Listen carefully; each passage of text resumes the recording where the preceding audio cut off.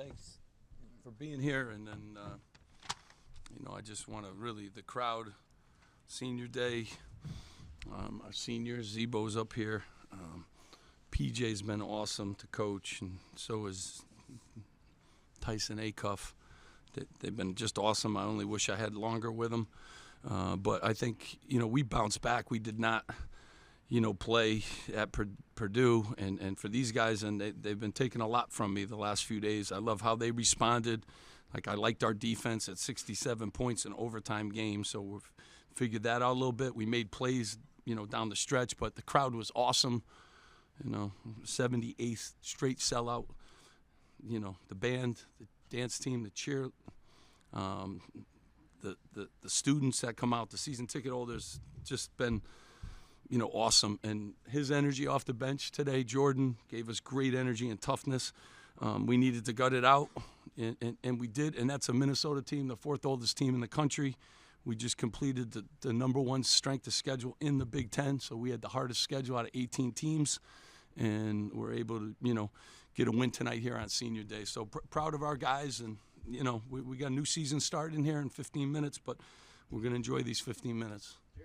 Steve, what was said going into overtime? What was the message in that huddle?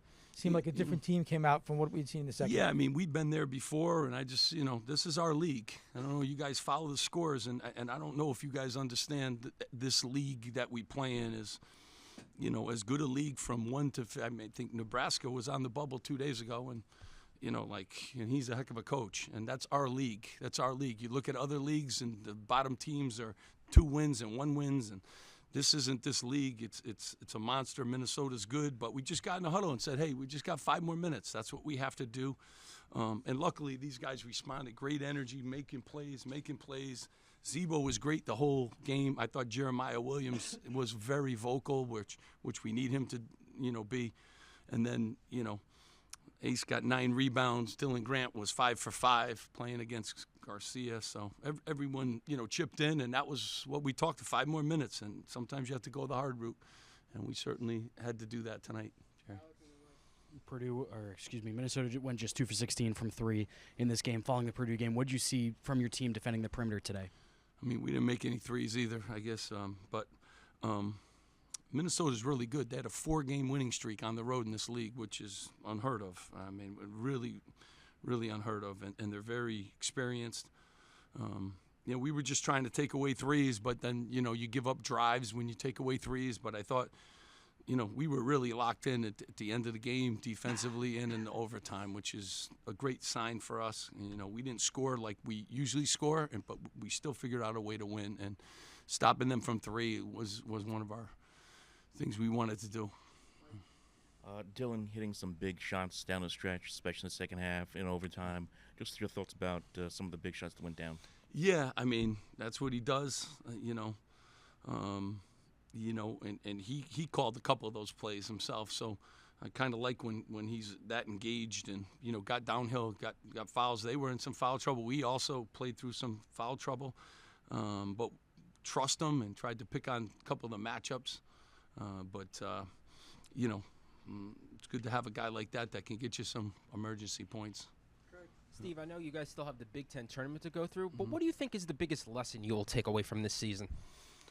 I'll think about that after the season. I will tell you, the league is exceptional, and you only play teams. We play them once.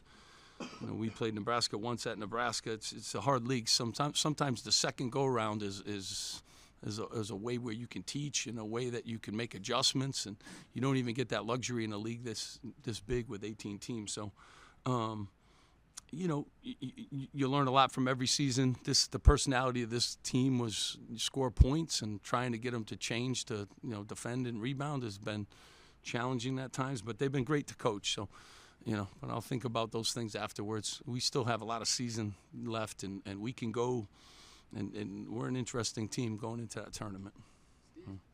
Steve, I recognize this is probably the last thing in your mind, but a lot of fans are talking about the possibility of a different postseason tournament, the Crown basketball tournament. I'm curious where you are now in the standings, if you've given any thought to what that might be and if invitations. One thing I don't do, and I don't mean to we got plenty of time to figure those things out afterwards. So I don't really know anything about that. We fill out forms for every different tournament that there is. So we've done that about a month ago, and we'll just figure that out. Yeah, I haven't put much time into those things. So just going to go to our tournament here, and then that'll dictate, what we're going to do, hopefully. You said you're an interesting team. What's your message to these guys entering the Big Ten tournament, and just kind of what's your outlook on?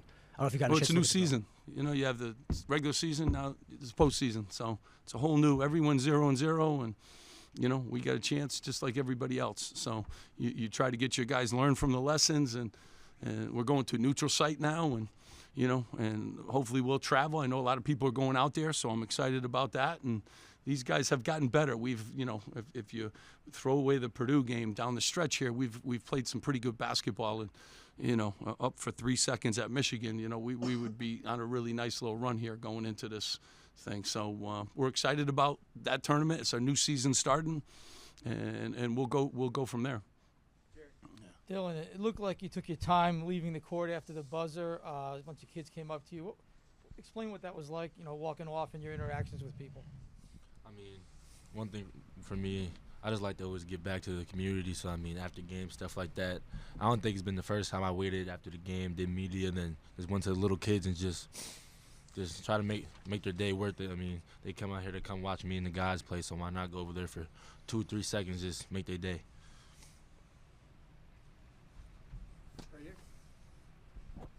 And Steve, what does it mean to send these guys out on a win in such a exciting game? Yeah, I mean, I'm just happy for, especially our seniors, but I'm happy for our fans that come out. That's another, tip of the hat, and you want some momentum too going into your tournament, and they're good. It's a good basketball team. If they were in any other league, they would be in the NCAA tournament right now. They just happen to play in the toughest league in the country, from 1 to 18. So good win, and we're excited about that, and I think they are too, right, Zeeb? Yeah. According to the bracket that I saw, it looks like you guys are going to have USC next. Just your thoughts about going up against them and what your takeaways from the last time you saw them? I just found that out 5 minutes ago, so they're really talented. He's obviously a really good coach, so we played him not too long ago too, so familiar. But you have to play really good basketball. They got kid went for 30 against us. They got Yates, one of the best freshmen in the country. Just a talented, well-coached, dangerous team. So you got to play good basketball, and our defense has to travel. Steve, can you explain your strategy in defending Dawson Garcia, who I think had right about his averages, and what you asked of Zach today against? And this is the great part of our team.